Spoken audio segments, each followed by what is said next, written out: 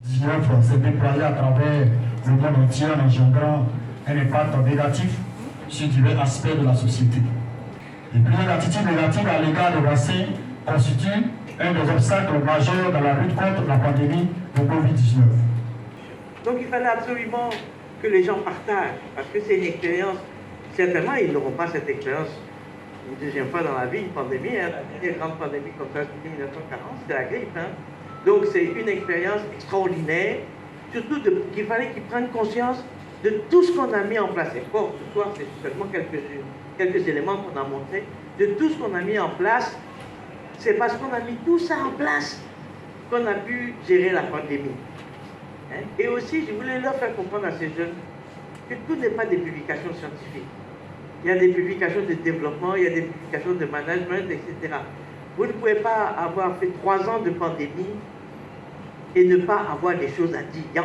Et je voudrais vous encourager encore à trouver d'autres publications de ce que vous avez fait. Le pic le plus important qu'on a eu, c'est en février 2021. On a eu 8500 échantillons pour un jour.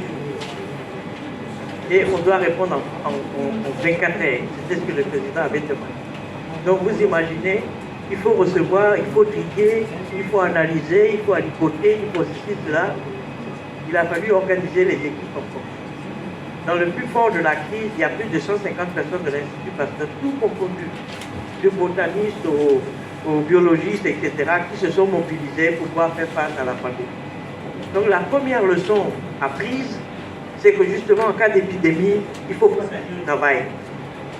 Et partager le travail, toutes les étapes du processus. Le tri, la réception, l'alicotage, l'extraction, l'amplification, la gestion des données. Un seul groupe de personnes ne peut pas faire tout ça. La première leçon apprise, c'est ça. Il faut que toute l'institution se mette et qu'on partage, qu'on tronçonne, disons, les différentes étapes du processus. C'est ce qui a été fait.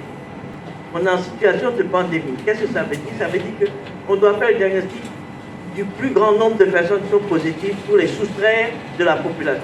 C'est-à-dire que quand vous avez une grande épidémie, en tout cas en ce qui concerne le laboratoire de référence, il faut se partager le travail en plusieurs petites équipes et on devait faire une rotation.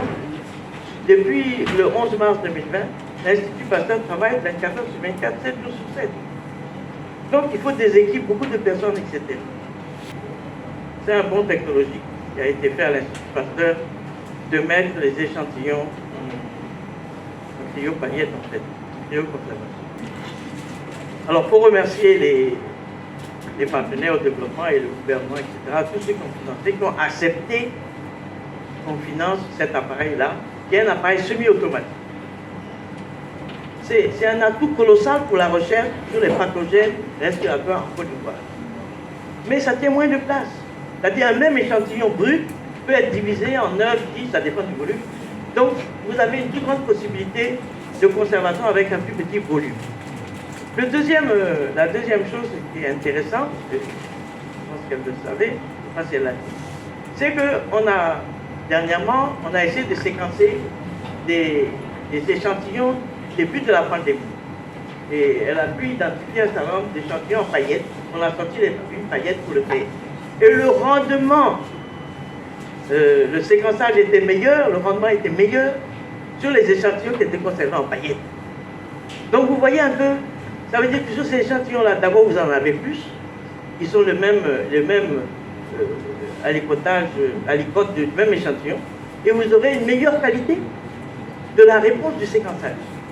Donc pour les chercheurs, c'est une formidable opportunité. Donc, il faut remercier les partenaires, remercier le gouvernement qui ont permis à la Côte d'Ivoire de faire cette avancée technique.